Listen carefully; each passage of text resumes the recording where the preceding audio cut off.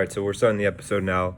Okay. World of Sports, World Series finale here. I'm glad to have my friend Michael on here. Michael, thanks for How you coming guys on. doing? Huge baseball fan as well as me, huge analytics guy. So Michael, before we begin, I have to admit, part of the reason I'm taking the Rays to win the World Series is because of my bias against the Dodgers. One thing that, and of course, people who listen to this podcast know my bias. I hate how every year at the trade deadline, the Dodgers never trade for anybody, and they have a chance to get let's say Lance Lynn or Felipe Vasquez before the incident. They have a chance to get that guy. Yeah, they have a chance to get that guy that can potentially secure their World Series ring. But instead, they hang on to their prospects. And, for the most part, I hate to be so blunt, but they lose in the playoffs. Obviously, it was unfortunate with the Astros. And, I don't know what would have happened if there was no sign stealing. But, the reality is the last 3 times they made it to the playoffs, or 4, they make it to the playoffs all the time and they never win. So, Yeah. for me, it's very frustrating how, for example, with the Mookie Betts trade, Friedman was like, yeah, I mean, basically our best offer is, you guys get Graterol, or you guys get Jeter Downs and Alex Verdugo. And we're talking about Mookie Betts. Mookie Betts is a guy who is going to be in the Hall of Fame and is in his prime right now. And the Dodgers' best offer for him was Verdugo, who's a great player, don't mind me, Verdugo and Jeter Downs. That was the best offer they could give, because that was what happened with the trade. They were like, yo, like, this is my best offer, and Heim, not luckily, but Heim accepted the trade. So, we look at the Dodgers being very complacent and holding on to their guys. One, why do you think they do this? Why do you think, for example, they hold on to Kerbert Ruiz, I'm sure you know who he is, when they already have Will Smith? Why do they do this every year at the trade deadline and continually lose in the playoffs and just repeat the same process? Well, I think their lack of playoff success does not come because of the roster building. I think they build competitive teams every year. Mm-hmm. So I think if you look at how they've lost in the playoffs, I think it is important to note the Astros cheating in 2017, because if you go and look at the scores of how many runs the Dodgers scored in the playoffs, they scored a lot. Yeah. Right. Like, it's like, okay, the Astros-Yankees series, the Yankees might not have won that series anyway. They were only scoring 2 runs like a game max. Yeah. Like, their offense was also shut down. The Dodgers was scoring a lot in that series, and I think if the Astros weren't able to match those super high run totals, I'm not sure they would have won. Mm-hmm. Second, I think also a lot of it has come down to management and poor decision making by Dave Roberts. Mm-hmm. Friedman too. Yeah. He's used Kershaw in a lot of bad spots, which is, I think, a lot of the reason there's a kind of unfair playoff Kershaw narrative. Mm-hmm. He's made a lot of questionable choices. So I think... Yeah, that's true. And I think the other thing they can afford, and I think the Dodgers, their lineups and their roster is kind of like a well-oiled machine, where they will always have guys coming up through their system. They'll always have new prospects coming up. Right, like Gavin Lux, like Keibert Ruiz. Mm-hmm. I think they like it that way. I think that's how they want to build their team. I think that's and as much as they haven't won a ring in the last 4 years, they've still made it pretty dang close 3 out of the 4 times, besides that one loss to the Nats. Yeah. So obviously I'm not with Andrew Friedman right in the front office, but they do have success with roster building. They build World Series rosters. Yeah. I think really for the Dodgers, it's about the execution once they get into the playoffs and doing the right thing with those rosters. Yeah. It's just such an interesting way of going about, because from a perspective of a Red Sox fan, right? 2018, I mean, low key, like we kind of gut our team to make the Yeah, World Series. And but hey, like I have a World Series ring. You know what I mean? Like yeah. our team might No, I suck know. right now, but I have a World Series ring from 2018. Partly because Dave Roberts put in Ryan Madsen in any big game Yep. situation, Yep. which is just mind-boggling.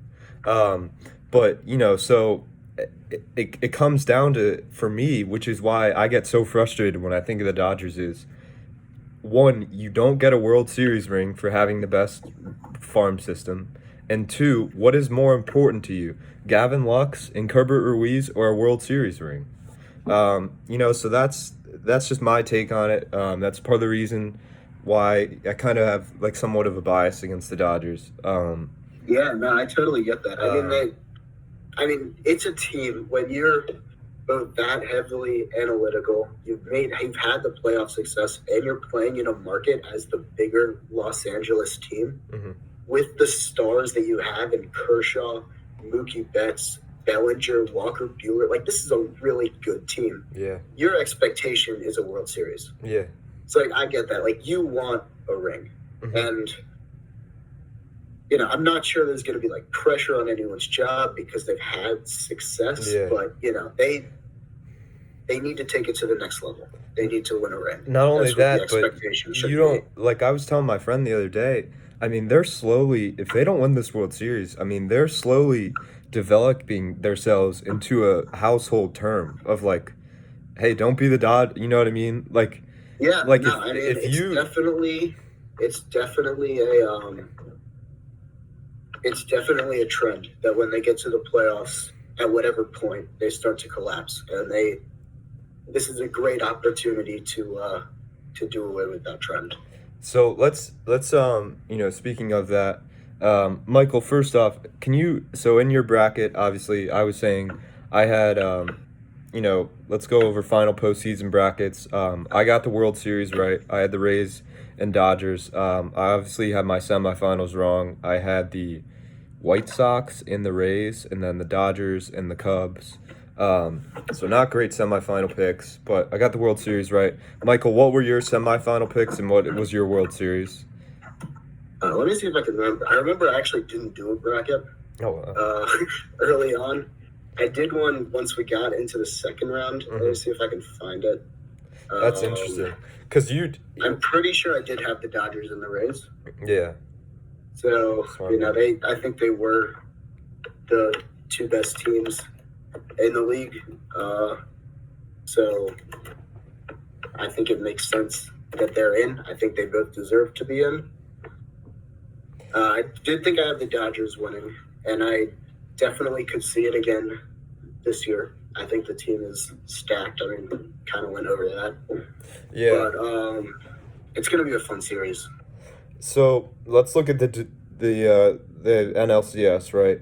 And partly for me, it was like, wow, I mean, the Dodgers are down 3-1, but I do have to tip my cap to Dave Roberts because, I mean, it takes some balls to basically do an opener bullpen day when you're down 3-1 in the series, and that's what they did Game 5, which was. Yeah, I mean, that's ballsy. And they did it, and they were successful. But again, I'm sorry for the negativity here, and I hate to do more Dodgers slander, but they did beat a team that doesn't have their number one starter.